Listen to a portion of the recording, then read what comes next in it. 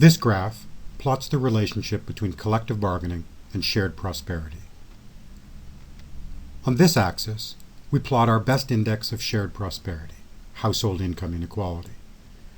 The measure here is the Gini coefficient, a score between 1 and 0, in which a low score indicates relative equality and shared prosperity, and a high score indicates skewed income growth and a hollowing out of the middle class. And on this axis, we plot the share of the workforce who are covered by collective bargaining. The relationship between these measures is pretty clear. When workers can exercise their bargaining power through collective agreements, they win better wages for themselves, and they raise wage standards for everyone else. When this bargaining power is lost, wages and incomes can be expected to decline. So, ideally, we would be about here, with a healthy share of the labor force enjoying collective bargaining, and, in part as a result, broadly shared prosperity. In 1979, the national numbers looked like this. Just over 27% of workers set their wages through collective bargaining, and inequality on the Gini scale was 0.415. The rank of the individual states in 1979, on both shared prosperity and access to collective bargaining, varied widely.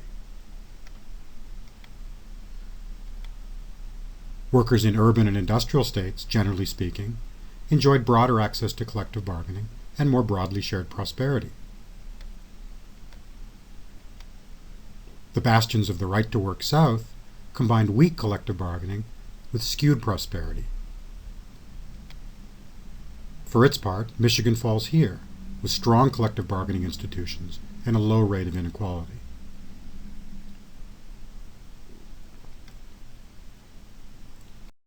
Over the next 10 years, from 1979 to 1989, there was a profound shift, marked by an erosion of both collective bargaining and shared prosperity. Nationally, the reach of collective bargaining fell to under 19%, and incomes became less broadly shared. State ranks still varied, but they moved in the same dismal direction. Between 1989 and 1999, we see the same pattern continue, a further erosion of both collective bargaining and shared prosperity, although neither changed quite as dramatically. And between 1999 and 2009, things get a little worse still. The reach of collective bargaining, now under 14% nationally, is about half what it was in 1979. In Michigan, the fall is even more dramatic, from 40% in 1979 to under 20% in 2009. The movement, most pronounced in the first decade covered here, is clearly along a line marked by less and less access to collective bargaining and less assurance that the fruits of economic growth will be broadly shared.